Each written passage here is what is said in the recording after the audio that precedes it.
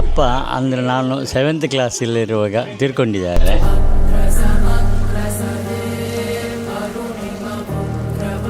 ನಮ್ಮನ್ನ ಮಂಗವೇ ಮಾಡಿದ್ದಾಯ್ತಾ.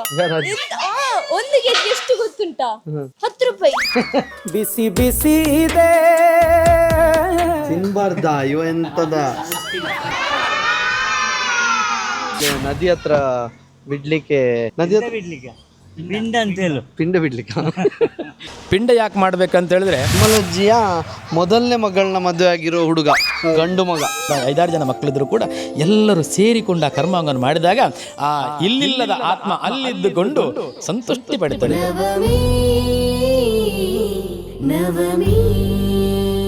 ಧನರಾಜಾಚಾರ್ ಲಾಗ್ ಚಾನಲ್ಗೆ ಸ್ವಾಗತ ಸುಸ್ವಾಗತ. ಮನೆಯಲ್ಲಿ ಎಲ್ಲರೂ ಸೇರಿದ್ದಾರೆ. ಅಜ್ಜಂದು ವರ್ಷದ ಕಾರ್ಯ ನಡೀತಾ ಇದೆ.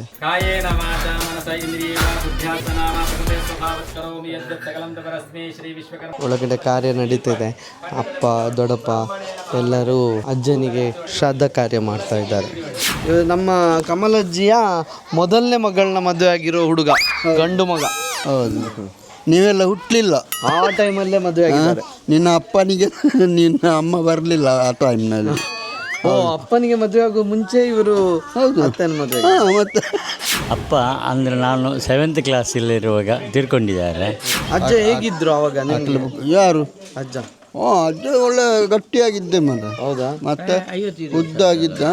ಅಪ್ಪನಿಂದಾಗಿ ನಾವೀಗ ಎಲ್ಲ ಕಲ್ತು 7th ಕ್ಲಾಸ್ ಇರುವಾಗ 38 ವರ್ಷ ಆಯಿತು. ಹಾಂ, ಎಂತ ಹಾಂ, ಹೌದೌದು, ಆಗಿರ್ಬೋದು. ನಾನು ಆಗ ಸಣ್ಣವ. ಹಾಗೆ ಹೇಗಿತ್ತು ಅಜ್ಜ ಅಜ್ಜಿ ಎಲ್ಲ ನೀವು ನೋಡಿದ್ದೀರಿ? ನಾವು ಅಜ್ಜನ ನೋಡಿರ್ಲಿಲ್ಲ. ಅಜ್ಜನ ಬಗ್ಗೆ ಅಜ್ಜನನ್ನು ನಾನೇ ಕರ್ಕೊಂಡು ಬಂದದ್ದು ಮಾರ, ಹೆಣವನ್ನು. ಹೌದಾ? ಕೇಳಂತೆ ಹೇಗೆ? ಕಂಕನಾಡಿಯಲ್ಲಿ ತೀರಿ ಹೋದದ್ದು. ಆ ಟೈಮಲ್ಲಿ ಕರ್ಕೊಂಬಂದದ್ದು ನೀವಾ? ಅಂದರೆ ಅವರಿಗೆ ಎಂತ ಎಂತ ಹೊಟ್ಟೆನೂ ಅಲ್ಲ, ತಲೆ ಆಪರೇಷನ್ ಆಗಿ ಮಂಗಳೂರಿಂದ ಕರ್ಕೊಂಡು ಡಿಸ್ಚಾರ್ಜ್ ಆಗಿ ಕರ್ಕೊಂಡು ಬರ್ಲಿಕ್ಕೆ ಹೋದ್ದು. ಆವಾಗ ಟಾಯ್ಲೆಟಿಗೆ ಹೋಗಿ ಅಲ್ಲಿ ಬಿದ್ದದ್ದು. ಮತ್ತೆ ಕರ್ಕೊಂಡು ಬರಲಿ ನಾನು ಮತ್ತು ನಿಮ್ಮ ಮಾವ ಸೀದಾರದ್ದ ಕಾಟ್ಮಠ ಅವರಿದ್ದದ್ದು ತೀರಿ ಹೋಗುವಾಗ ಕಕ್ಕುಚಿ. ಮಾಡೋದಾದ್ರೆ ಯಾವ್ದು ನೆನಪಿರುತ್ತೆ? ಅಂದರೆ ನಮಗೆ ಒಳ್ಳೆ ಅಂದರೆ ಈ ಸಂಸ್ಕಾರ ಎಲ್ಲ ಕಲಿಸಿಕೊಟ್ಟಿದ್ದಾರೆ, ಅದನ್ನು ಉಳಿಸ್ಕೊಂಡು ಬಂದಿದ್ದೇವೆ.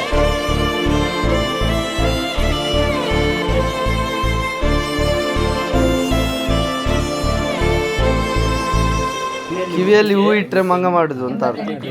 ಅದಕ್ಕೆ ಇವರು ತಲೆ ಮೇಲೆ ಇಟ್ಟಿದ್ದಾರೆ. ಈಗ ಎಲ್ಲ ಕಡೆ ಹೌಸ್ಫುಲ್ ಶೋ ದುರಂದರ್. ಇವರ ಹೆಸರು ಪುರಂದರ್. ನಮ್ಮ ಪುರೋಹಿತರು ಪುರಂದರ್ ಅಂತ.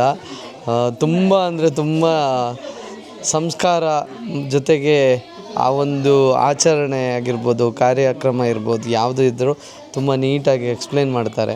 ಅವನು ಶಲ್ಯವನ್ನು ಎಡ ಹೆಗಲಿಗೆ ಹಾಕ್ಕೊಂಡೇ ಹೀಗೆ ಇರಬೇಕು. ಒಳ್ಳೆಯ ಶುಭ ಸಮಾರಂಭಗಳಿಗೆ, ದೇವಸ್ಥಾನಗಳಿಗೆ, ಮಠ ಮಂದಿರಗಳಿಗೆ, ಗುರು ಹಿರಿಯರಲ್ಲಿ ಹೋಗುವಾಗ ಈ ರೀತಿಯಾಗಿ ಎಡ ಹೆಗಲಲ್ಲಿ ಹಾಕ್ಕೊಳ್ಬೇಕು. ಇನ್ನು ಬಲ ಹೆಗಲಿಗೆ ಕೆಲವರು ಶಲ್ಯ ಹಾಕ್ಕೊಳ್ತಾರೆ. ಬಲ ಹೆಗಲಿಗೆ ಶಲ್ಯ ಹಾಕೊಳ್ಳೋದು ಯಾವಾಗ ಅಂತ ಹೇಳಿದ್ರೆ ಇಂಥ ಶ್ರಾದ್ದಕ್ಕೆ ಹೋಗುವಾಗ, ಅಂದರೆ ಎಡ ಮತ್ತು ಬಲ ಇದಕ್ಕೆ ಶವ ಸಂಸ್ಕಾರಕ್ಕೆ ಹೋದಾಗ ಆ ರೀತಿಯೂ ಅರ್ಥ ಇದೆ. ಆ ರೀತಿ ಅರ್ಥ ಇದೆ. ಮತ್ತು ಆಶೌಚಗಳು, ಹುಟ್ಟಿದ ಆಶೌಚ ಇದ್ದರೆ, ಸತ್ತದ ಆಶೌಚ ಇದ್ದರೆ, ವ್ರತ ಆಶೌಚ ಇದ್ದರೆ ಆವಾಗ ನಾವು ಶಲ್ಯವನ್ನು ಬ್ರಾಹ್ಮಣನಾಗಿರ್ತಕ್ಕಂಥ ಬಲ ಹೆಗಲಿಗೆ ಹಾಕ್ಕೊಳ್ಬೇಕು. ಬದುಕಿನ ಮೌಲ್ಯಗಳು ಸಾಕಷ್ಟಿದೆ ಅವ್ರ ಹತ್ರ ತಿಳ್ಕೊಳ್ಬೇಕಾಗಿರೋದು. ಎಲ್ಲ ಆಚರಣೆ ಕೂಡ ಒಂದು ಅರ್ಥ ಇದೆ. ಆ ಅರ್ಥ ವ್ಯತ್ಯಾಸ ಆದರೆ ನಾವು ಕೂಡ ಜೀವನದಲ್ಲಿ ವ್ಯತ್ಯಾಸ ಆಗ್ತದೆ. ಆಗ ಬಡಿಸುವಾಗ ಹೇಳಿದ್ರಲ್ಲ, ತಪ್ಪು ತಿಳ್ಕೊಳ್ಬೇಡಿ. ಹಾಕುವುದು ಬೇರೆ, ಬಡಿಸುವುದು ಬೇರೆ, ಇಡುವುದು ಬೇರೆ. ಈ ಉಪಯೋಗ, ಶಬ್ದ ಪ್ರಯೋಗ, ಶಬ್ದ ಸಾಹಿತ್ಯ, ಶಬ್ದ ಸಂಸ್ಕಾರ ಅಂತ ಹೇಳ್ತೇವಲ್ಲ, ಅದು ಅತ್ಯಂತ ಪ್ರಾಮುಖ್ಯ. ನಮ್ಮ ಸಂಸ್ಕಾರ, ನಮ್ಮ ಮನೆತನ, ನಮ್ಮ ಹಿರಿಯರು ಹೇಗಿದ್ದಾರೆ ಅಂತೇಳಿ ನಮ್ಮ ಭಾಷೆಯಲ್ಲಿ ಗೊತ್ತಾಗ್ತದೆ ಅಂತ ಹೇಳ್ತಾರೆ. ಯಾರಿಗೆ? ಮನುಷ್ಯನಿಗೆ ಬಡಿಸುವುದು, ನಾಯಿಗೆ ಹಾಕುವುದು, ದನಕ್ಕೆ ಇಡುವುದು. ದನಕ್ಕೆ ಯಾರು ಬಡಿಸಿದ್ರಂತೆ ಕೇಳುವುದಿಲ್ಲ, ದನಕ್ಕೆ ಅನ್ನ ಇಟ್ಟಿದ್ದೀರಂತನೇ ಹೇಳುದು. ನಾಯಿಗೆ ಯಾರಾದ್ರೂ ಅನ್ನ ಬಡಿಸಿದಿರಂತೆ ಯಾರೂ ಹೇಳುವುದಿಲ್ಲ, ನಾಯಿಗೆ ಅನ್ನ ಹಾಕಿದ್ದೀರಂತನೇ ಕೇಳುದು. ಮನುಷ್ಯನಿಗೆ ಇಡುವುದಲ್ಲ, ಹಾಕುವುದಲ್ಲ, ಬಡಿಸುವುದು. ಆದರೆ ಈಗ ನಾವು ಹೇಗಾಗಿದೆ, ಹಾಗೆ ಉಂಟು ಪಾಡು, ಪಾಯಸ ಪಾಡು, ಕೋಡಿ ಪಾಡು, ನಮ್ಮ ಜೀವನ ನಾಯಿ ಪಾಡಾಗಿದೆ. ಇದು ಭಾಷಾ ಸಂಸ್ಕಾರ, ಇದು ನಮ್ಮನ್ನೆಲ್ಲ ಪರಿವರ್ತನೆ ಮಾಡ್ತದೆ. ಆದ್ರಿಂದ ಎಷ್ಟು ಜಾಗ್ರತೆ ಬೇಕೋ ಅಷ್ಟು ಜಾಗ್ರತೆ ಬೇಕು. ಅರ್ಥ ಆಯ್ತಾ? ಯಾರನ್ನು ಬೈಯುವುದಲ್ಲ ನಾನು, ಇದು ತಿಳುವಳಿಕೆ. ನಾವು ಕಿವಿಯ ಒಳಗೆ ಇಟ್ಟುಕೊಂಡ ತುಳಸಿ ಹೂ ಇಟ್ಟುಕೊಂಡು ಹೋದಾಗ ಒಬ್ಬ ಗೌರವ ಕೊಡುವುದಕ್ಕೂ ನಾವು ಕಿವಿ ಮೇಲೆ ಇಟ್ಟುಕೊಂಡು ಹೋದಾಗ ಗೌರವ ಕೊಡೋದಕ್ಕೆ ವ್ಯತ್ಯಾಸ ಉಂಟು. ಹಗ್ಗ ಇಲ್ಲದೆ ಕಟ್ಟಿ ಹಾಕೋದು ಅಂತ ಹೇಳ್ತಾರಲ್ಲ, ಇದು ಸಂಸ್ಕಾರಗಳು ನಮ್ಮಲ್ಲಿ ಬೆಳಿಬೇಕು ಉಳಿಬೇಕು ಅನ್ನೋ ಉದ್ದೇಶಕ್ಕೆ ಹೇಳಿದ್ದೇನೆ ಹೊರತು ನೀವು ತಪ್ಪು ಮಾಡಿದ್ರೆ ಅಂತ ಹೇಳಿ ನೆನೆಸ್ಕೊಳ್ಬೇಡಿ. ಅಂದರೆ ಶ್ರಾದ್ದ ಕಾರ್ಯಕ್ರಮ ಯಾಕೆ ಮಾಡಬೇಕು? ಈಗ ನೀವು ಆಗ ಹೇಳಿದ್ರಿ ಅಣ್ಣ ತಮ್ಮಂದಿರು ಜಗಳ ಇದ್ರೆ ಇದೆಲ್ಲ ನಡೆಯೋದಿಲ್ಲ. ಶ್ರಾದ್ದ ಅಂತ ಹೇಳಿದರೆ ಶ್ರದ್ಧೆಯಿಂದ ಮಾಡುವಂಥ ಕೆಲಸಕ್ಕೆ ಎಲ್ಲ ಶ್ರಾದ್ದವೇ. ಅದು ಕೇವಲ ತಂದೆ ತಾಯರಿಗೆ ಪಿಂಡ ಪ್ರದಾನ ಮಾಡೋದು, ತಿಲತರ್ಪಣ ಬಿಡೋದಂತ ಶ್ರಾದ್ದ, ಅದೇ ಶ್ರಾದ್ದ ಅಲ್ಲ. ನಾವು ಊಟ ಮಾಡೋದು ಕೂಡ ಶ್ರಾದ್ದವೇ. ಊಟ ಮಾಡುವಾಗ ನೀಟಾಗಿ ಊಟ ಮಾಡಬೇಕು. ಎಲ್ಲವೂ ಯಾವುದು ಕೆಲಸ ಮಾಡಿದ್ರು ಕೂಡ ಒಂದು ಬಟ್ಟೆ ಒಣಗ್ಲಿಕ್ಕೆ ಹಾಕಿದ್ರೆ ಅದಕ್ಕೊಂದು ಶ್ರದ್ಧೆ ಅಂತಿದೆ. ಒಂದು ಮಾತಾಡಬೇಕು ಅದೊಂದು ಶ್ರದ್ಧೆ ಬೇಕು, ಒಂದು ನಿದ್ದೆ ಮಾಡಬೇಕು ಶ್ರದ್ಧೆ ಬೇಕು. ಅದಕ್ಕೆಲ್ಲ ಶ್ರಾದ್ದ ಅಂತ ಹೇಳಿದ್ರೆ ಹಾಗಂತೇಳಿ ಅದಕ್ಕೆ ಯಾವುದಕ್ಕೂ ಲೋಕರೂಢಿಯಲ್ಲಿ ಶ್ರಾದ್ದ ಅಂತ ಹೇಳೋದಿಲ್ಲ. ಲೋಕರೂಢಿಯಲ್ಲಿ ಶ್ರಾದ್ದ ಅಂತ ಹೇಳಿದರೆ ನಮಗೆ ಜನ್ಮ ಕೊಟ್ಟವರು ತೀರಿ ಹೋದವರಿದ್ದರೆ ಅವರ ನಿಮಿತ್ತವಾಗಿ ನಡೆಸ್ತಕ್ಕಂಥ ಕ್ರಿಯೆಗೆ ಶ್ರಾದ್ದ ಕ್ರಿಯೆ ಅಪರ ಕ್ರಿಯೆ ಅಂತ ಹೇಳ್ತಾರೆ. ಆ ನಿಟ್ಟಿನಲ್ಲಿ ವಿಶೇಷವಾಗಿ ಇವತ್ತು ಈ ಮನೇಲಿ ನಡೆದದ್ದು ವರ್ಷ ಶ್ರಾದ್ದ, ಸಾಂವತ್ಸರಿಕ ಶ್ರಾದ್ದ ಅಂತ ಹೇಳ್ತಾರೆ. ಯಜಮಾನರ ತಂದೆಯವರು ತೀರಿ ಹೋದ್ಮೇಲೆ ಅವರ ನಿಮಿತ್ತವಾಗಿ ನಡೆಸ್ತಕ್ಕಂಥ ಕರ್ಮಭಾಗ ಶ್ರಾದ್ದ. ಒಂದು ಜೀವನ ಕ್ರಮ. ಒಬ್ಬ ಮನುಷ್ಯನಾಗಿರ್ತಕ್ಕಂಥವನು ಜೀವನದಲ್ಲಿ ಯಾವ ರೀತಿಯಾಗಿ ಸಂಸಾರಿಯಾಗಿ ಜೀವನ ನಡಿಬೇಕು, ಮನೆಯಲ್ಲಿ ಅತಿಥಿ ಸತ್ಕಾರ ಹೇಗೆ, ಗುರುಪೂಜನೀಯರ ಸತ್ಕಾರಗಳು ಹೇಗೆ, ದೇವತಾ ಆರಾಧನೆಗಳು ಹೇಗೆ, ಇದೆಲ್ಲವನ್ನು ನಡೆಸ್ತಕ್ಕಂಥ ಒಂದು ವಿಭಾಗದ ಒಂದು ಮನುಷ್ಯ ಜೀವನದ ಸಂಸ್ಕಾರ ಕೊಡ್ತಕ್ಕಂಥದ್ದೇ ಶ್ರಾದ್ದದಲ್ಲಿ ತುಂಬ ಇದೆ.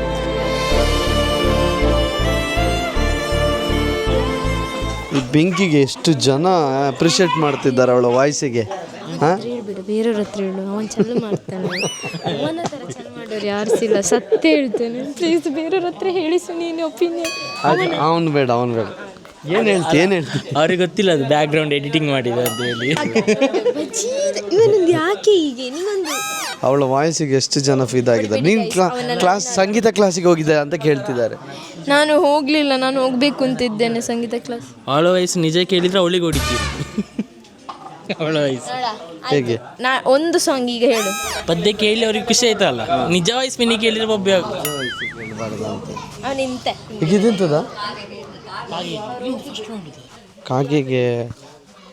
ಕಾಗೆಗೆ ಪಿಂಡ ಇಡುದು ಅಲ್ಲ, ಕಾಗೆಗೆ ಊಟ, ಕಾಗೆಯನ್ನು ಕರೆಯುವುದು ಡಿಪ್ರೆಷನ್.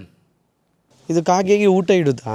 ಕಾಗೆಗೆ ಅನ್ನದಾನ ಕೊಡುವಂಥದ್ದು. ಯಾಕೆ ಅಂತ ಹೇಳಿದ್ರೆ ಒಂದು ಕತೆ ಹೇಳ್ತದೆ. ಒಂದು ಸಮಯದಲ್ಲಿ ಯಮಲೋಕದ ಯಮನಿಗೆ ಒಬ್ಬ ಬ್ರಹ್ಮ ಮಾನಸಪುತ್ರ ರಾಕ್ಷಸ ಯಮಲೋಕದಲ್ಲಿ ಯಮನನ್ನೇ ಹತ್ಯೆ ಮಾಡಬೇಕಂತ ಬರ್ತಾನಂತೆ. ಆವಾಗ ಯಮ ಏನು ಮಾಡ್ತಾನಂತ ಹೇಳಿದ್ರೆ, ನಾನು ಬದುಕಬೇಕು ಅಂತ ಹೇಳಿಕೊಂಡು ಅರಮನೆಯಿಂದ ಹೊರಗೆ ಬಂದು ತನ್ನ ಉದ್ಯಾನವನದಲ್ಲಿರುವಂಥ ಕಪ್ಪು ಬಣ್ಣದ ಪಕ್ಷಿ ಹತ್ರ ಪ್ರಾಣ ಭಿಕ್ಷೆ ಕೇಳ್ತಾನಂತೆ. ನನ್ನನ್ನು ರಕ್ಷಿಸು, ನನಗೆ ಬದುಕಲಿಕ್ಕೆ ಅವಕಾಶ ಮಾಡಿಕೊಡು ಅಂತೇಳಿ. ಯಾಕಂದರೆ ದೇವತಾಂಶ ಯಮ ದೇವರು, ಅವರು ಸೂಕ್ಷ್ಮ ರೂಪ ತಾಳ್ತಾರೆ, ಸ್ಥೂಲ ರೂಪ ತಾಳ್ತಾರೆ. ಆವಾಗ ಆ ಕಪ್ಪು ವರ್ಣದ ಪಕ್ಷಿಯ ಹೊಟ್ಟೆಯ ಒಳಗೆ ಬಂದು ಕುಳಿತುಕೊಳ್ಳಿದ್ರೆ ಅವಕಾಶ ಕೊಡ್ತೇನೆ ಅಂತ ಪಕ್ಷಿ ಹೇಳ್ತದಂತೆ. ಆಯಿತು ಅಂತೇಳಿ ಸೂಕ್ಷ್ಮ ರೂಪದಲ್ಲಿ ಯಮದೇವರು ಆ ಕಪ್ಪು ವರ್ಣದ ಪಕ್ಷಿಯ ಹೊಟ್ಟೆಯೊಳಗೆ ಕೂತ್ಕೊಳ್ತಾರಂತೆ. ಬಂದಂಥ ರಾಕ್ಷಸ ಯಮಲೋಕವನ್ನು ಬಿಟ್ಟು ಹೋದ ಮೇಲೆ ಈ ಪಕ್ಷಿಯ ಹೊಟ್ಟೆಯಿಂದ ಹೊರಗೆ ಬರ್ತಾನಂತೆ ಯಮದೇವರು. ಹೊರಗೆ ಬಂದು ತನಗೆ ಪ್ರಾಣಾಭಿಕ್ಷೆಯನ್ನು ಕೊಟ್ಟಂಥ ಪಕ್ಷಿಗೆ ಏನಾದರೂ ಉಡುಗೊರೆ ಕೊಡಬೇಕಲ್ಲ, ಉಪಕಾರ ಮಾಡಿದನ್ನು ಮರಿಬಾರ್ದಲ್ಲ, ಋಣ ಉಂಟಲ್ಲ, ಆ ಋಣವನ್ನು ಪರಿಹಾರ ಮಾಡಿಕೊಡ್ಲಿಕ್ಕೆ ಆವಾಗ ಆ ಕಪ್ಪು ವರ್ಣದ ಪಕ್ಷಿಗೆ ಯಮಲೋಕದಲ್ಲಿ ವರ ಕೊಡ್ತಾನಂತೆ. ಆಗ ನಾನು ಕತೆ ಹೇಳಿದಲ್ಲ, ಅಂಡಪಿಂಡಾಂಡಗಳ ಶ್ರೇಷ್ಠ 14 ಲೋಕದಲ್ಲಿ ಶ್ರೇಷ್ಠವಾದಂಥ ಲೋಕ ಭೂಲೋಕ, ಭೂಲೋಕದ ಶ್ರೇಷ್ಠವಾದಂಥ ಜನ್ಮ ಮನುಷ್ಯ ಜನ್ಮ. ನಾನು ಪಾಶ ಹಾಕಿ ನನ್ನ ಲೋಕಕ್ಕೆ ಕರ್ಕೊಂಡು ಬರ್ತೇನೋ ಆವಾಗ ನಿನಗೆ ಭೂರಿ ಪುಷ್ಕಳ ಭೋಜನ ಅನ್ನದಾನ ಭೂಮಿಯಲ್ಲಿ ಅವನ ಹೆಸರಲ್ಲಿ ಸಿಗಲಿ ಅಂತ ಹೇಳಿಕೊಂಡು ಆ ಕಪ್ಪು ವರ್ಣದ ಪಕ್ಷಿಗೆ ಒಂದು ವರವನ್ನು ಕೊಡ್ತಾ ಅದು ಕಾಗೆ ಆಗಿರ್ತದೆ.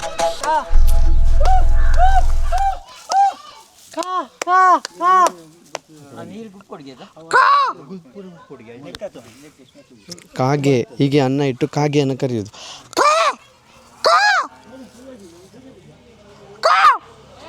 ಹಾಗಾಗಿ ನಾವು ಶ್ರಾದ್ದ ಸಂದರ್ಭದಲ್ಲಿ ತೀರಿ ಹೋದವರಿಗೆ ಕಾಗೆಗೆ ಅನ್ನ ಇಟ್ಟು ಕಾಗೆ ಅನ್ನ ತಿಂದರೆ ಆ ಯಮದೇವರು ಸಂತೋಷ ಆಗ್ತಾರೆ. ಯಾಕೆಂದರೆ ನಮಗೆ ಉಪಕಾರ ಮಾಡಿದವರಿಗೆ ಒಂದು ಏನಾದರೂ ಸಿಕ್ಕಿದರೆ ನಾವು ಸಂತೋಷ ಪಡ್ತೇವೆ. ಒಳ್ಳೆಯದಾಗಲಪ್ಪ, ಏನೇ ಆಗಲಿ ನನಗೆ ಉಪಕಾರ ಮಾಡಿದ್ದಾನೆ ಕಷ್ಟ ಕಾಲದಲ್ಲಿ, ಅವನಿಗೊಂದು ಒಳ್ಳೆಯದಾಗಲಿ ಅಂತ ಹೇಳ್ತೇವೆ. ಹಾಗೆಯೇ ಯಮದೇವರು ಕಾಗೆ ಕೊಟ್ಟಂಥ ವರ, ಅದಕ್ಕೋಸ್ಕರ ವಾಯಸ ಬಲಿದಾನ.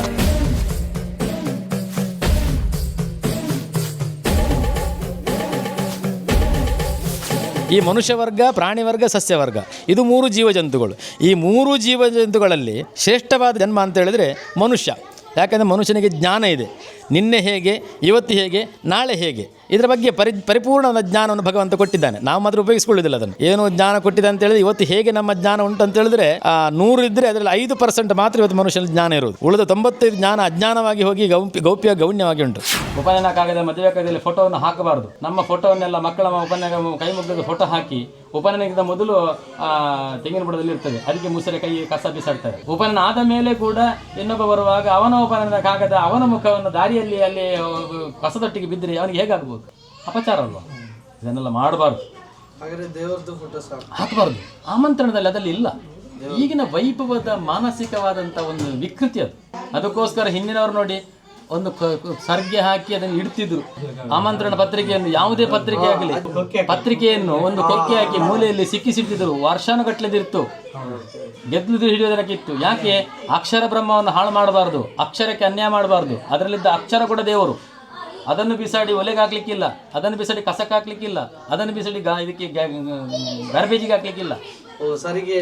ಸಿಕ್ಕಿಸಿಡ್ತಿದ್ರು. ಇವತ್ತು ಯಾರ ಮನೆಯಲ್ಲಿ ಹೋದ ವರ್ಷದ ಇನ್ವಿಟೇಷನ್ ಉಂಟು? ಇದು ಬಹಳ ಜಾಗದ, ಇದರಲ್ಲಿ ಯಾವುದಿಲ್ಲ. ಇದೇ ನಮಗೆ ದೇವರು ಮೆಚ್ಚುವುದಿಲ್ಲ, ಆಶೀರ್ವಾದ ಸಿಗುವುದಿಲ್ಲ, ಎಷ್ಟು ಕಷ್ಟ ನೋವು ಇದೆಲ್ಲ ಬರೋದು ಇದರಲ್ಲಿ. ದೇವರು ಯಾವ ಹಾಳು ಮಾಡಿದ್ರೆ ನಾವೇ ಹಾಳು ಮಾಡಿಕೊಳ್ಳೋದು. ಎದ್ದೇಳಿ ಕೊಳ್ಳಿ ನೀರಲ್ಲಿ ಅದಕ್ಕೆ ಹಾಕಿ. ನಮ್ಮ ಮನೆಯಲ್ಲಿ ಹಸು ಇಲ್ಲ, ಹಾಗಾಗಿ ಎದುರು ಮನೆಗೆ ಬಂದಿದ್ದೇವೆ ಹಸುಗೆ ಊಟ ಕೊಡಲಿಕ್ಕೆ. ಹೆಂಗಸರು ಮಾತ್ರ ಹೋಗ್ಲಿಕ್ಕಾ? ಹಾಗೆ ಉಂಟಾ ಶಾಸ್ತ್ರ? ಪಿಂಡ ಆಯಿತು, ಇನ್ನು ಬಲಿ ಆಯಿತು, ಇನ್ನು ಗೋಗ್ರಾಸ ಅಂತೇಳಿ ಗೋವಿಗೆ 3,000,000 ದೇವತೆಗಳ ಸಾನ್ನಿಧ್ಯ ಒಂದು ಗೋವಿನಲ್ಲಿ ಇರ್ತದಂತೆ. ಒಂದು ಗೋವನ್ನು ಪೂಜೆ ಮಾಡಿದರೆ ಅಷ್ಟು 3,000,000 ದೇವತೆಗಳ ಪೂಜೆ ಮಾಡಿದರೆ ಪುಣ್ಯ ಸಿಗ್ತದೆ. ಅನ್ನದಾನ ಪರಂದಾನ ಅಂತ ಹೇಳಿದ್ದಾರೆ. ಅಂಥ ಪರಮದಾನವಾದಂಥ ಅನ್ನವನ್ನು ಗೋವಿ ಕೊಟ್ಟು ಗೋಪೂಜೆ ಮಾಡಿದರೆ ಪಿತೃಗಳ ಶ್ರಾದ್ದ ಕರ್ಮಾಂಗದಲ್ಲಿ ದೇವರು ಕೂಡ ಸಂತುಷ್ಟಿಯಾಗಿದ್ದುಕೊಂಡು ಗತಿಸಿದ ಪಿತೃಗಳಿಗೆ ಮೋಕ್ಷವನ್ನು, ಇದ್ದಂತಹ ವಂಶದವರಿಗೆ ಅನುಗ್ರಹ ಆಶೀರ್ವಾದವನ್ನು ಮಾಡುತ್ತಾರೆ ಎಂಬ ಉದ್ದೇಶದಿಂದ ಪ್ರತ್ಯಕ್ಷವಾಗಿ ಕೈಗೆ ಸಿಗುವಂಥ ದೇವರು ಗೋವು. ಆ ಗೋವಿಗೆ ಅನ್ನದಾನ ಕೊಟ್ಟು ಗೋಪೂಜೆಯನ್ನು ಮಾಡುವಂಥದ್ದು ಪಿತೃಶ್ರಾದ್ದಾಕರದಲ್ಲಿ ಉತ್ತಮವಾದಂಥ ವಿಶೇಷವಂತ ಕಾರ್ಯಕ್ರಮ ಅಂತ ಹೇಳಿದ್ದಾರೆ.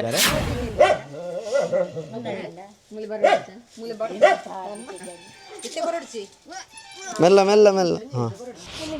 ಫಸ್ಟ್ ಹಸುವಿನ ಕಾಲಿಗೆ ನೀರು ಹಾಕಿ ಆಮೇಲೆ ಹಸುವಿಗೆ ಊಟ ಮಾಡಿಸೋದು.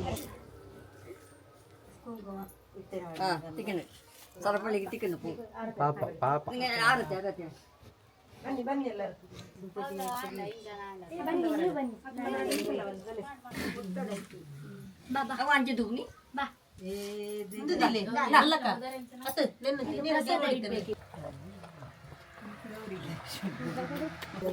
ಗೌರಿಯಾ? ಗೌರಿ ಗೌರಿ ಗೌರಿ ಗೌರಿ ಗೌರಿ ಗೌರಿ. ಕೆಲವರು ಕೇಳ್ತಾರೆ ಸತ್ತವರಿಗೆ ಪಿಂಡ ಯಾಕೆ ಅಂತೇಳಿ. ಪಿಂಡ ಬಿಟ್ಟರೆ ಸತ್ತವರಿಗೆ ಸದ್ಗತಿ ಸಿಗ್ತದ ಅಂತೇಳಿ. ಪಿಂಡ ಯಾಕೆ ಅಂತ ಹೇಳಿದ್ರೆ, ಒಬ್ಬ ಮನುಷ್ಯ ಅವನ ಜನನ, ಜೀವನ, ಮರಣ, ಈ ಜನನ ಮತ್ತು ಮರಣಗಳ ನಡುವೆ ಇರತಕ್ಕಂಥ ಜೀವನ, ಈ ಜೀವನವು ಸಂಸ್ಕಾರಯುಕ್ತವಾಗಿ ಮೌಲ್ಯವತಿಯಾಗಿ ಇರಬೇಕಾದ್ರೆ ಅದಕ್ಕೊಂದಷ್ಟು ವಿಧಿ ನಿಯಮಗಳನ್ನು, ನಿಷೇಧಗಳನ್ನು ನಮಗೆ ಹಿರಿಯರಾದಂಥ ಋಷಿಮುನಿಗಳು ಕೊಟ್ಟಿದ್ದಾರೆ. ನೀರು ನದಿಗ, ನದಿ ಹತ್ರ ಇದೆಂತ ಮಾಡುದು? ಅದು ಪಿಂಡ ಬಿಡ್ಲಿಕ್ಕೆ. ಈಗ ಇಲ್ಲೇ ನದಿ ಹತ್ರ ಬಿಡ್ಲಿಕ್ಕೆ, ನದಿ ಹತ್ರ ಬಿಡ್ಲಿಕ್ಕೆ ಪಿಂಡ ಅಂತ ಹೇಳು. ಪಿಂಡ ಬಿಡ್ಲಿಕ್ಕೆ ನದಿ ಹತ್ರ ಪಿಂಡ ಬಿಡ್ಲಿಕ್ಕೆ ಕಾರಲ್ಲಿ ಹೋಗ್ತಿದ್ದಾರೆ. ಪಿಂಡ ಯಾಕೆ ಮಾಡ್ಬೇಕಂತ ಹೇಳಿದ್ರೆ, ದಾಂಪತ್ಯ ಜೀವನಕ್ಕೆ ಪ್ರವೇಶ ಮಾಡಿದ ತಂದೆ ತಾಯಿಯವರು ಒಂದಾದ ಮೇಲೆ ರಕ್ತ ಗರ್ಭವನ್ನು ಸೇರ್ತದೆ. ಗರ್ಭ ಸೇರಿದಾಗ ಅಲ್ಲಿ ರಕ್ತ ಎನ್ನುವಂಥದ್ದು ಮಾಂಸದ ಮುದ್ದೆ ಆಗ್ತದೆ. ಮಾಂಸದ ಮುದ್ದೆಗೆ ವೈಜ್ಞಾನಿಕವಾಗಿಯೂ ಜೀವನ ಚರಿತ್ರೆಯಲ್ಲಿ ಅದಕ್ಕೆ ಗರ್ಭಪಿಂಡ ಅಂತ ಹೇಳ್ತಾರೆ. ಅಲ್ಲಿ ಗಟ್ಟಿ ಉಣ್ಣುವಾರೆ ಅಂತ ಹೇಳಿ ಏನಾದರೂ ಬದುಕಿ ಬಂದ್ರೆ ಹಾಗೆ ಹಾಗೆ ಆ ಗರ್ಭಪಿಂಡ ಎನ್ನುವಂಥದ್ದು, ಅದಕ್ಕೆ ಭಗವಂತ ನಮಗೆ ಶಾಸ್ತ್ರಗಳು ಹೇಳಲ್ಪಟ್ಟಾಗೆ ಚಿತ್ರ ನಕ್ಷತ್ರದ ಅಧಿಪತಿಯಾದಂಥ ವಿಶ್ವಕರ್ಮ ದೇವರು ಆ ಗರ್ಭಕ್ಕೆ ಸೂಕ್ಷ್ಮದ ಪ್ರವೇಶ ಮಾಡಿ ಆ ಮಾಂಸದ ಮುದ್ದೆಗೆ ನೀನು ಮನುಷ್ಯನಾಗಬೇಕಂತ ಹೇಳಿಕೊಂಡು ಅದಕ್ಕೆ ಹಣೆಯ ಬರಹವನ್ನು ದೇವರು ಬರೆದ ಬರಹ ಅಂತ ಹೇಳ್ತಾರಲ್ಲ, ಆ ಮಾಂಸದ ಮುದ್ದೆಗೆ ಬರಹವನ್ನು ಬರೀತಾರೆ. ಮನುಷ್ಯನ ರೂಪ ತಾಳ್ತದೆ. 9 ತಿಂಗಳು ತಾಯಿ ಗರ್ಭದಲ್ಲಿರ್ತದೆ. ನಂತರ ಪ್ರಸವವಾಗಿ ಭೂಮಿಗೆ ಬರ್ತದೆ. ಒಂದು ಮಗು ಬದುಕಬೇಕಾದ್ರೆ 1 ಮುಷ್ಟಿ ಅನ್ನದಿಂದ ಬದುಕ್ತದೆ. ನಮ್ಮ ಕರುಳಲ್ಲಿ ಒಂದು ವ್ಯವಸ್ಥೆ ಹೇಗೆಂದರೆ, 1 ಮುಷ್ಟಿ ಅನ್ನ ಸಿಕ್ಕಿದ್ರೆ ಬದುಕಬಹುದು. 1 ಪಿಂಡ ಅಂದರೆ 1 ಮುಷ್ಟಿ. 1 ಮುಷ್ಟಿಯ ಈ ಮರಣಾದ ನಂತರ ಅವರವರು ಹುಟ್ಟಿದ ಪರಂಪರೆ. ಆದ್ದರಿಂದ ಅಂತಹ ಪಿಂಡ ಪ್ರದಾನ ಕರ್ಮವನ್ನು ಮಾಡುವಾಗ ಒಂದು ಅಪ್ಪ ಮನೆಗೆ 4 ಮಕ್ಕಳಾದರೆ ಅದನ್ನು ಬೇರೆ ಬೇರೆ ಮಾಡುವಾಗಿಲ್ಲ, ಸರಿಯಲ್ಲ. ಒಟ್ಟಿಗೆ ಇದ್ದು ಮಾಡಬೇಕಾದ್ದು ಅದು ಸಂಸಾರದ ಸೂತ್ರ.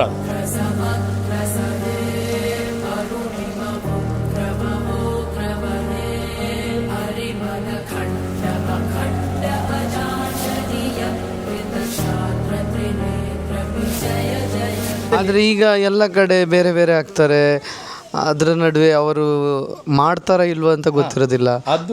ಅದು ಏನಂತ ಹೇಳಿದರೆ ನಮ್ಮ ಬೇಜವಾಬ್ದಾರಿ ಅಂತ ಹೇಳ್ಬೋದು. ಜೀವನದ ಅವಸರಗಳ ವೇಗದಲ್ಲಿ ಕೆಲವೆಲ್ಲ ಮರೆತುಕೊಂಡು ಹೋಗ್ತಾರೆ. ಕೇವಲ ತನ್ನ ಅಂತಸ್ತು ಹೇಗಿರಬೇಕಂತ ಹೇಳಿದರೆ ಚಿನ್ನ, ದುಡ್ಡು, ಸಮಾಜದಲ್ಲಿ ಒಂದು ಸ್ಟೇಟಸ್ ಅಂತ ಹೇಳ್ತಾರಲ್ಲ, ಇದಕ್ಕಾಗಿ ಹಪಹಪಿಯಾಗಿಕೊಂಡು ತನ್ನ ಅಪ್ಪ ಅಮ್ಮ, ಅಣ್ಣ ತಮ್ಮ, ಮನೆ, ದೈವ, ದೇವರು, ಊರು ಬಿಟ್ಟು ಪರ ಊರು ಸೇರಿಕೊಂಡು ಶ್ರೀಮಂತನಾಗಬೇಕೆನ್ನೊಂದು ಆಲೋಚನೆ ಇರ್ತಾರೆ. ಆಗ ಅಂತಹ ಒಂದು ಆಲೋಚನೆಯಲ್ಲಿ ಈ ಸಂಸ್ಕಾರಗಳು ನಾಶವಾಗಿ ಹೋಗ್ತದೆ. ಆಟ ಆಡೋದು ಇಲ್ಲಿ ಜೋಕಾಲಿ ಅಂತ ಅಂದ್ಕೊಂಡಿದ್ದಾರೆ. ಇದು ವೆಯ್ಟ್ ಮೆಷಿನ್, ಅದು ಅಡಿಕೆದ್ದು ವೆಯ್ಟ್ ಮೆಷಿನ್ ಅಲ್ಲಿ ಆಟ ಆಡ್ತಿದ್ದಾರೆ. ನಾವು ಅಡಿಕೆ ಸುಳ್ದು ಉಂಟಲ್ಲ, ನಮ್ಗೆ ಮೊದ್ಲು ಅದೇ ಬಿಸ್ನೆಸ್. ಸಣ್ಣದಿರುವಾಗ ಅಜ್ಜಿ ಹೇಳ್ತಿದ್ರು, ಅಡಿಕೆ ಸುಳಿದ್ರೆ ನಾವು ನಿಮ್ಗೆ ಹಣ ಕೊಡ್ತೇವೆ ಅಂತ. ನಾವೆಂತ ನಮಗೆ ನಮ್ಮನ್ನು ಮಂಗವೇ ಮಾಡಿದ್ದಾಯ್ತಾ. ಒಂದು ಕೆಜಿ ಎಷ್ಟು ಗೊತ್ತುಂಟಾ? 10 ರೂಪಾಯಿ.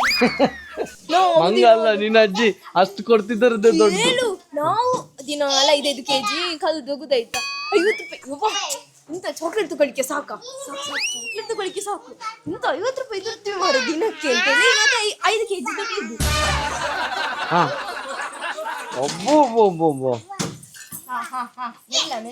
ದೀಕ್ಷಿತಿನ ಮಗಳ ನೀನು? ನಿನ್ನ ಅಪ್ಪನ ಹೆಸರು ಎಂತವಾ? ಯಶು ಇವತ್ತು ಲುಂಗಿ ಹಾಕೊಂಡು ಬಂದಿದ್ದಾನೆ, ಪುರೋಹಿತರು ಬೈತಾರೆ ಅಂತ ಅಲ್ಲ?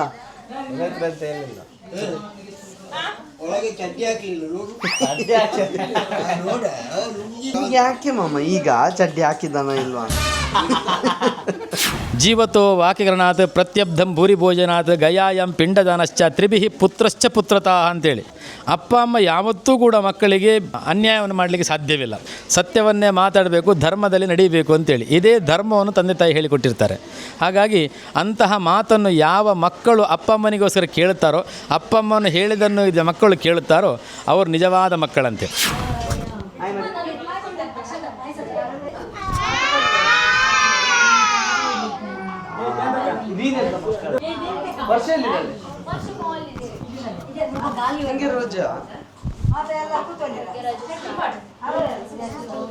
ಅಂತಹ ಮಕ್ಕಳು ಹುಟ್ಟಿದರೆ ಹುಟ್ಟುವುದಕ್ಕೋಸ್ಕರವಾಗಿ ಹಿರಿಯರಿಗೆ ಪಿಂಡ ಪ್ರದಾನ ಮಾಡಿಕೊಂಡು ನಿಮ್ಮ ಪಿಂಡ ಒಂದು ಮುಷ್ಟಿ ಅನ್ನ ಪ್ರಾಣ ಉಳಿಸ್ತಂತೆ, ಒಂದು ತುಂಡು ಬಟ್ಟೆ ಮಾನ ಉಳಿಸ್ತಂತೆ. ಹಾಗಾಗಿ ಒಂದು ಮುಷ್ಟಿಯ ಗಾತ್ರದ ಪಿಂಡ ನಮಗೆ ಅನ್ನವಾಗಿ ಬರಲಿ, ಆ ಅನ್ನ ನಮ್ಮ ದೇಹದೊಳಗೆ ರಕ್ತಕ್ಕೆ ಸೇರಲಿ, ರಕ್ತದಲ್ಲಿ ಅಣುವಾಗಿ ಪುನಃ ನಮಗೆ ವಂಶ ಅಭಿವೃದ್ಧಿಯಾಗಲಿ, ಅಂಥ ವಂಶ ಹುಟ್ಟಿದಂಥ ವಂಶ ಮನೆತನದ ಗೌರವ ಉಳಿಸುವಂಥ ಮಕ್ಕಳಾಗಬೇಕು ಹಿರಿಯರೇ ಅಂತೇಳಿ ಆಶೀರ್ವಾದ ಪಡೆಯೋದಕ್ಕೋಸ್ಕರವಾಗಿ ಸಾಂವತ್ಸರಿಕ ಶ್ರಾದ್ದವನ್ನು ಮಾಡ್ತಾರೆ. ಮಸ್ತು ವರ್ಷದಿಂದ ಅಪ್ಪನ ಕಾರ್ಯಕ್ರಮ ಮತ್ತೊಂದು ಬರೋದಲ್ಲರು ಇನ್ನಿತಾದ ಕೊಡ್ತಿರುವ ಕಾರ್ಯ ಮಲ್ಪನಿಂದ ಕೊಟ್ಟು ನಿಗಲು ಪ್ರಸಾದ ಪುರೈತರಿಗೆ ಲೆಪ್ಪು ಕೊಡ್ತಾರೆ. ಅಗಲ ಲೆಪ್ಪು ಪ್ರಕಾರವಾದ ಎಂಕುಲಿ ಇಲ್ಲಾಗ ಬರ್ತದೆ. ಈಗಲ್ಲ ಅಪ್ಪನ ಆತ್ಮೋದ್ಧಾರಕ್ಕೋಸ್ಕರ ನಿಗಲು ಜೋಕುಲು ಮಲ್ಪಂಚಿನ ಕೆಲಸದ ಈ ಪುಣ್ಯ ಭಾಗಡ ಎಂಕುಲು ಆಚಾರ್ಯತ್ವವನ್ನು ವಹಿಸುವ ಒಂದು ನಿಗಲೆ ಕಾರ್ಯಕ್ರಮ ನಿರ್ದೇಶನ ಮಾಡ್ತದ. ನೋಡಿ, ನಾನು ಏನು ಹೇಳಲಿಕ್ಕೆ ನಿರ್ದೇಶನಕ್ಕೆ ಮಾತ್ರ ಮಾಡುವವರು ನೀವು ಖರ್ಚು ಮಾಡ್ತೀರಿ, ವ್ಯವಸ್ಥೆ ಮಾಡ್ತೀರಿ, ನಿಮ್ಮ ಸಮಯವನ್ನು ಕೊಟ್ಟಿರ್ತೀರಿ, ನಮ್ಮನ್ನು ಸಮಯಕ್ಕೆ ಕರೆದಿದ್ದೀರಿ. ನಾವು ಅದಕ್ಕೆ ನ್ಯಾಯ ಒದಗಿಸಬೇಕಂತ ನಮ್ಮ ಹೇಳಿದ್ರು. ರುದ್ರಾಭಿವೃದ್ಧ ಹೇಳಿದ್ದನ್ನೇ ಇಂತಹ ವಿದ್ಯುಕ್ತವಾದಂಥ ಕರ್ಮಾಂಗವನ್ನು ಯಾರು ಮಾಡ್ತಾರೋ ಭಾವನಾತ್ಮಕ ಮಾಡ್ತಕ್ಕಂಥದ್ದು. ಒಬ್ಬ ಅಲ್ಲ, 2 ಅಲ್ಲ, 3 ಅಲ್ಲ, 4 ಮಕ್ಕಳು, 5-6 ಜನ ಮಕ್ಕಳಿದ್ರು ಕೂಡ ಎಲ್ಲರೂ ಸೇರಿಕೊಂಡು ಆ ಕರ್ಮಾಂಗವನ್ನು ಮಾಡಿದಾಗ ಆ ಇಲ್ಲಿಲ್ಲದ ಆತ್ಮ ಅಲ್ಲಿದ್ದುಕೊಂಡು ಸಂತುಷ್ಟಿ ಪಡಿತಾರೆ.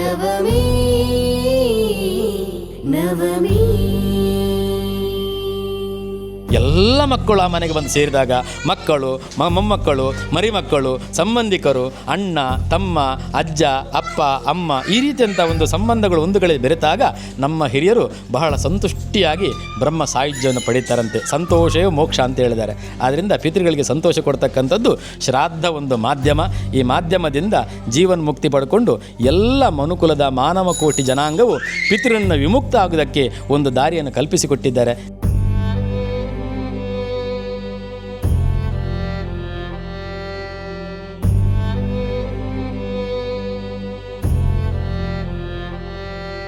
ಮೂವತ್ತೊಂಬತ್ತನೇ ವರ್ಷದ ಕಾರ್ಯ ಅಜ್ಜನ್.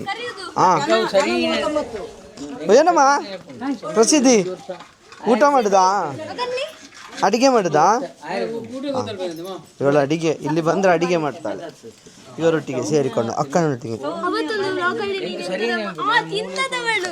ಮಾಡಿ ಮಾಡಿ ತುಳಸಿ ಸಾಂಗ್ ಬೇಕಂತೆಯಾ? ಇನ್ನು ಪ್ರತಿ ವರ್ಷದಲ್ಲಿ ಕೂಡ ಮಕ್ಕಳಾಗಿರ್ತಕ್ಕಂಥವ್ರು ಅಪ್ಪ ಅಮ್ಮನ ಹೆಸರನ್ನು ಹೇಳಿ ಅನ್ನದಾನ ಮಾಡಬೇಕಂತೆ. ಈಗ ಹೇಗೆ ಅಂತ ಹೇಳಿದರೆ ಜೀವಂತ ಇರುವಾಗ ಅದಕ್ಕೆ ಹೋಗೋದಿಲ್ಲ, ಇನ್ನು ಅವರ ಮುಗಿದ ಮೇಲೆ, ಅವರ ಆಯುಷ್ಯ ಮುಗಿದ ಮೇಲೆ ಮಾಡುವಂಥವ್ರು ಇರ್ತಾರೆ, ಮತ್ತೂ ಕೂಡ ಮರೆತು ಬಿಡ್ತಾರೆ. ಹಾಗಲ್ಲ, ಜೀವಂತ ಇರುವಾಗಲೂ ಕೂಡ ಅಪ್ಪ ಅಮ್ಮನ ಹೆಸರು ಹೇಳಿ ಅವರು ಕಳೆದ ನಂತರ ಸ್ಮರಣೀಯವಾಗಿ ಅನ್ನದಾನ ಮಾಡುವಂಥ ಮಕ್ಕಳು ಯಾರು ಇರ್ತಾರೋ ಅವ್ರು ನಿಜವಾದ ಮಕ್ಕಳಂತೆ.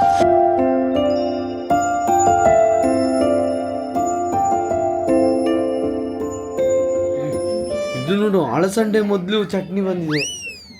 ಚಟ್ನಿ ಮೊದಲು ಬರಬೇಕಿತ್ತು.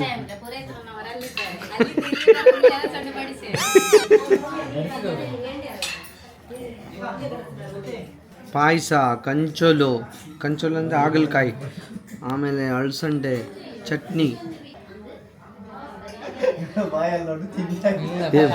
ತಿನ್ಬಾರ್ದಾ?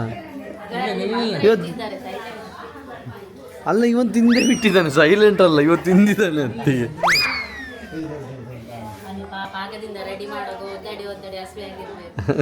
ತಂದೆ ತಾಯಿ ಜೀವಂತ ಇರುವಾಗ ಅವರ ಸೇವೆಯನ್ನು ಮಾಡಿಕೊಂಡು ಅವರ ಮನಸ್ಸನ್ನು ಅರ್ಥ ಮಾಡಿಕೊಂಡು ಅವರ ಮನಸ್ಸಿಗೆ ಸಂತೋಷನ ಕೊಡುವವರು ಯಾರಿದ್ದಾರೋ ಅವ್ರು ನಿಜವಾದ ಮಕ್ಕಳಂತೆ. ಅವರು ಕಳೆದು ಹೋದ್ಮೇಲೆ, ನಮ್ಮ ಕೈ ತಪ್ಪಿದ ಮೇಲೆ ಮರೆಯಬಾರದು. ಅದಕ್ಕೆ ಸ್ಮರಣೆ ಅಂತ ಹೇಳೋದು. ಆ ಸ್ಮರಣೆಯನ್ನು ಶ್ರದ್ಧೆಯಲ್ಲಿ ಆಚರಣೆ ಮಾಡಿದರೆ ಶ್ರದ್ಧಾಂಜಲಿ ಆಗ್ತದೆ. ಆದ್ದರಿಂದ ಅಂಥ ಶ್ರದ್ಧಾಂಜಲಿ ಸಮರ್ಪಣೆ ಮಾಡ್ತಕ್ಕಂಥ ಒಂದು ವಿಧಿ ಪಿಂಡ ಪ್ರಧಾನ ಶ್ರಾದ್ದ ವಿಧಿ ಕರ್ಮಾಂಗ ಅಂತ ಹೇಳಿದರೆ, ಅಂಥ ಶ್ರಾದ್ದ ವಿಧಿ ಕರ್ಮಾಂಗದಿಂದ ಏನು ಪ್ರಾಪ್ತಿ ಅಂತ ಹೇಳಿದರೆ ಸವ್ಯೇನ ವಂಶಾಭಿವೃದ್ಧರ್ಥಂ, ಒಳ್ಳೆಯ ಮಕ್ಕಳನ್ನು ಪಡೆಯುವುದಕ್ಕೋಸ್ಕರವಾಗಿ ಶ್ರಾದ್ದ ಪಿಂಡ ಪ್ರದಾನ ಮಾಡಬೇಕು.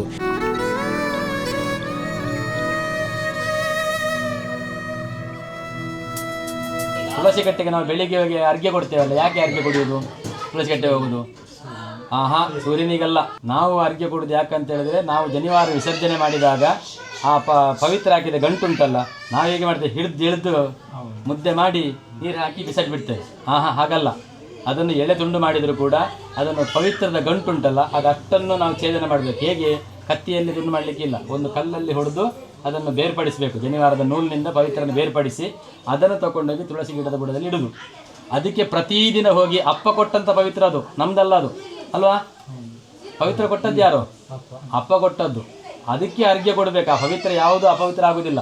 ಅದಕ್ಕೆ ಪ್ರತಿ ದಿವಸ ಹೋಗಿ ಅರ್ಘ್ಯವನ್ನು ಕೊಡಬೇಕು. ಸೂರ್ಯನಿಗೆ ಅರ್ಘ್ಯ ಕೊಡುವುದಲ್ಲ, ಕೊಟ್ಟಂಥ ನೀರು ವೇಸ್ಟ್ ಆಗಬಾರದು ಅಂತೇಳಿ ಉದ್ದೇಶಕ್ಕೋಸ್ಕರವಾಗಿ ತುಳಸಿ ಗಿಡಕ್ಕೆ ನೀರು ಆಗ್ತದೆ. ಹಾಗೆ ಸೂರ್ಯ ದರ್ಶನ ಆಗ್ತದೆ. ಮೂರು ಕೆಲಸಗಳಾಗ್ತದೆ: ದೇವಋಣ, ಪಿತೃಋಣ, ಋಷಿಋಣ. ಈ 3 ಋಣಗಳು ಅರ್ಘ್ಯ ಕೊಡುವುದರಿಂದ ಪರಿಹಾರ ಆಗ್ತದೆ ನೋಡಿ. ಪವಿತ್ರ ಇದ್ದಂಥ ಜನಿವಾರನ್ನು ಎಳೆದು ತುಂಡು ಮಾಡಿದನ್ನು ಮುದ್ದೆ ಮಾಡಿ ಬಿಸಾಡಿದರೆ ಪವಿತ್ರ ಅಪವಿತ್ರ ನಿತ್ಯ ಆಗ್ತಾ ಇರ್ತದೆ. ಕೊಟ್ಟಂತಹ ಪರಂಪರೆಯ ಹಿರಿಯರು ಬೈತಾ ಇರ್ತಾರೆ. ಚಂದಾಗಿದೆ ಅಂತ ಎಲ್ಲರೂ ಹೇಳ್ತಿದ್ದಾರೆ. ತುಳಸಿ ಸಾಂಗ್ ಫುಲ್ ಕಲ್ತಿದ್ದೆ. ನೀನು ಹೇಗೆ ಕಲಿಯೋದು?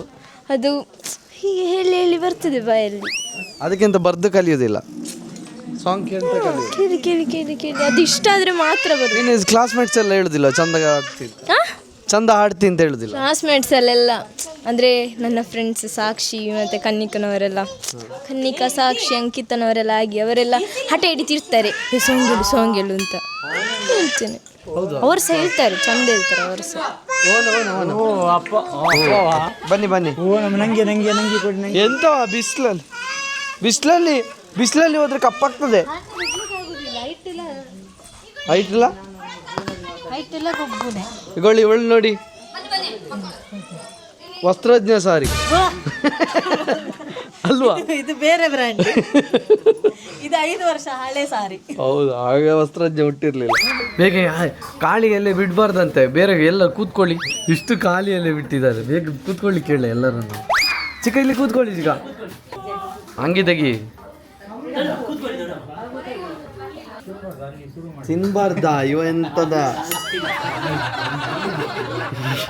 ಇವ ಎಂತ ಈಗಲೇ ತಿಂತಿದ್ದಾನೆ. 3 ಗಂಟೆ ಆಯ್ತು. ನಾನು ಬೆಳಿಗ್ಗೆ ತಿಂಡಿ ಕೂಡ ಮಾಡಲಿಲ್ಲ. ಅದು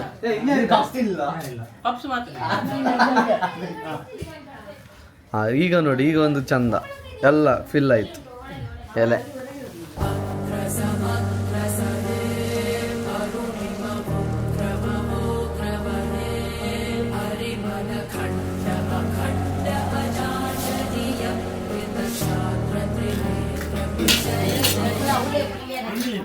ಇನ್ನು ಆಗಿಲ್ಲವಾ? ಎಲ್ಲಿ ಆಗ್ಲಿಲ್ಲ ಮಾರ್ರೆ, ಅಲ್ಲಿ ಮಂತ್ರ ಹೇಳಿದ್ದಷ್ಟೇ. ತಿನ್ಬೋದಾ? ಹಾಂ ತಿನ್ನಿ ತಿನ್ನಿ, ಶುರು ಮಾಡಿ ಮಾಮ. ಶುರು ಮಾಡು, ಮೊದಲೇ ತಿಂತಿದ್ದೀರಲ್ಲ. ಉಬ್ಬಿರೋ ವಡೆ ಮಾಡಿದ್ದು ಜಗಜಿಕ್ಕ ಅಂತೆ.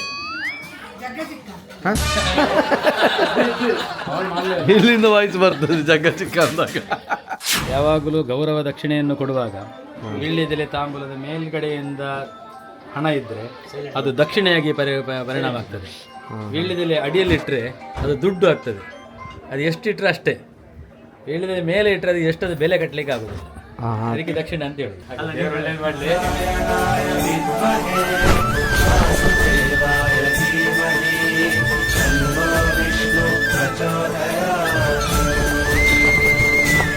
ಶ್ರಾದ್ದ ಸಂಸ್ಕಾರ ಕರ್ಮ ವಿಭಾಗದ ನಿಮಿತ್ತವಾಗಿ ನೀವು ವಿಶೇಷವಾಗಿ ಮಾತಾಡಿಸಿದ್ದೀರಿ.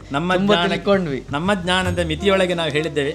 ತಪ್ಪುಗಳು ಇದ್ದರೆ ಕ್ಷಮೆಯನ್ನು ಕೊಡಬೇಕು ಕೇಳಿದವರು.